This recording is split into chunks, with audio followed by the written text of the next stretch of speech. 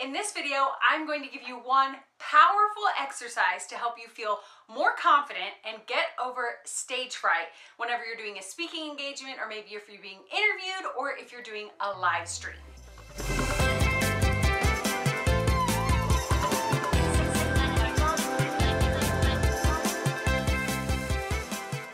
Thank you for joining me for another episode. Nope, wrong show. Hi, if this is your first time watching me, my name is Kelsey Humphreys, host and producer of The Pursuit, where I interview massive celebrities and then I break down success for the rest of us and how to do what they do in our everyday lives. And in this series, KelseyQ&A, I answer questions that people write in on the interwebs about either my guests or my show or success strategies or things that are working for me in my own life. Now, since I obviously sit down with celebrities, I do a lot of these big interviews, I do speaking gigs, and I do a lot of video, I get a lot of questions about confidence and increasing our confidence and getting over things like stage fright and imposter syndrome and just feeling like really small and just totally terrified. I will say I have a whole separate video on how to crush it on camera and increase your confidence just on video. So that's separate. Today we're just going to talk about one powerful exercise that I use in my life. This is called the spotlight exercise. I've heard of variations of these after I came up with this myself. I guess there's, great minds think alike.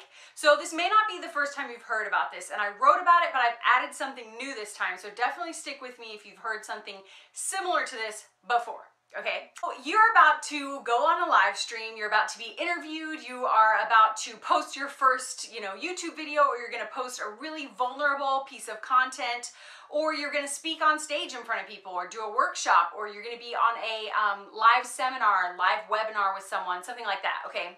You have sweaty palms, you're freaking out, and the spotlight goes inward, right? Now, I know this to be true for myself, you guys. I start thinking about how the fact that one of my teeth is fake and I have this whole complex about it. Look at my hair. How can I not have a complex about my hair? I can literally feel it growing frizzier right now. The bigger the hair, the closer to Jesus. I'm about to be beamed up, y'all. And wanting to be on camera and on TV, and women in TV are a lot smaller than me. All these things. Not to mention, when I first started interviewing pretty big names like the Property Brothers, I was only a few interviews in. I was not very far along yet in my journey with my show. So of course I felt underqualified, I was freaking out, I was nervous, and I started to think about all these things. We're pointing the spotlight on ourselves when we do that, okay? So the first thing you want to do is pull the spotlight away from everything that's wrong with you. Why do we do that? Right before something big, we list everything that's wrong with ourselves. Don't do it. That you're not prepared, or you didn't do, what you meant to do in preparations for this, or all these different things that are rattling around in your mind. Take the spotlight off of that.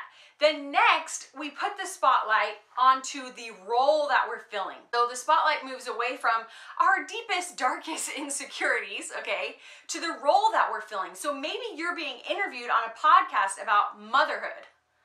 And suddenly you're an expert mom, or you're doing a video about motherhood or something that's in that arena. And of course, then all we can think about is our pitfalls as a mom. I gave my toddler 2-day-old French fries for dinner, and that's it. And I sent her to bed, and she didn't brush her teeth. Or let's say you're about to post, a written post that's really detailed all about business strategies that someone asked you to guest post, and that, the last 2 quarters for you were big fat duds. Okay, so then all you're thinking about is how inadequate you feel. This is where imposter syndrome really starts to come in as it pertains to whatever the role is, okay? Keep pulling that spotlight. What we're doing is moving. This whole spotlight exercise can be summed up in 2 things. Look out, look up. So right now we're taking that spotlight, and this is not easy. Sometimes it's freaking painful, you guys. We're pulling it. Pull it away from your innermost insecurities, and then away from this role, whatever role that you're, feeling oh no, I can't, I'm not good at this, or, I've tricked them. They think I'm better at this than I really am. Pull the spotlight away from that too, okay? The next thing you want to do is look out. And for me as an interviewer, I immediately look at the guest. This is right before interview time, okay? This is me getting my game face on, My job is to bring out their story. My job is to make them look good. My job is to make them feel comfortable. My job is to get their story out and new pieces that people haven't heard before into the world, okay? So the spotlight is on them, not on me. As an interviewer, I go away, and this really alleviates some of the stress I feel before interviewing a big celebrity. Now for you, you may not be doing an interview, but maybe someone's invited you to come be a guest. Really, you can think, you know what, this isn't about me as much as it is about the host. Like, this is their show, which I realize is the opposite of what I just said. But this is your own mind game, okay? This is you getting out of your own head. So it's not about the host when it's my show. Let me keep that, okay? So if you're being interviewed, let's say, about your work, and really you want to tell the story of your clients, or you want to tell the story of your students, or you want to tell the story of the mission or message, you know, whatever is parallel to you, make the spotlight about that person or that thing instead of yourself. This is really powerful because you're taking it off of you and you're making it about the subject matter or the results or the client or the student or whatever other story outside of yourself. So we don't have to focus so much on us, right? Because really, we need to keep pulling that spotlight, don't we? The spotlight needs to go into the auditorium. The only reason we get up and do anything publicly like that, other than just art for self-expression's sake, is to uplift someone. As an artist, as a speaker, as an author, as an entrepreneur, you know, you have influence and you want to grow that influence and you want to be a good steward of that influence and foster it, right? All of it is about the audience. It's about the people in the seats, okay? It's about whoever you're talking to. So as much as you may have to tell your own personal tidbits, and it may even be like a really personal, vulnerable story, you felt called to share it for that person in the audience who feels alone, right? It's about the people in the seats, okay? So you pull the spotlight out into the audience. Lastly, look up. Whether or not you believe in God or the universe, I challenge you to just shine that light straight up like the freaking bat signal and ask for help. And I will tell you, even the most celebrity of my guests, like the big wigs, a lot of them, you guys, still get dry mouth. Like when I'm talking to them, I can see, you can't because you're not close enough, I can see like they have dry mouth. They're having to chug water. They are actually nervous in that moment.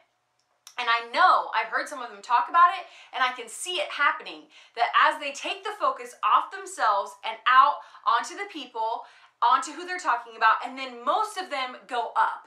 Now that may not be God. For me, it's God. For you, it might be the universe, might be higher self, whatever. But to ask for help from a higher power or have it be about something much greater, something much bigger. It's about a movement. It's about a community of people. It's about a group. Or for me, it's about whatever I feel called to do. Lord, help me do it. I feel called like I'm supposed to share this story right now, or I'm supposed to post this video, or I'm supposed to interview this person, or whatever. Help me. Help! Help! Okay? Now, if none of that works, I've also heard that you can just listen to Welcome to My House on repeat. I kid you not, that's what I did before my first Tony Robbins interview, was listen to that on repeat in the car on the way there. Do this exercise and it will help you. Now, I'd love to know in the comments, what was your favorite part about this? What did I leave out? You can always ask questions at thepursuit.tv/KelseyQ&A, or you can tweet me or Facebook me or whatever, use the hashtag KelseyQ&A, or if you go on the website or if you go online and you want to post a video or a voice message, then I will put that into the video with your question. So you get to give yourself a shameless plug. If you want more resources about things like being confident and interviewing and being on camera and all the things that we face as influencers, you can go to thepursuit.tv/resources for a ton of free resources about all different things categorized into topics, so it's easy for you to find what you're looking for. And I hope you've enjoyed this specific answer. I'll be back soon with another edition of Kelsey Q&A.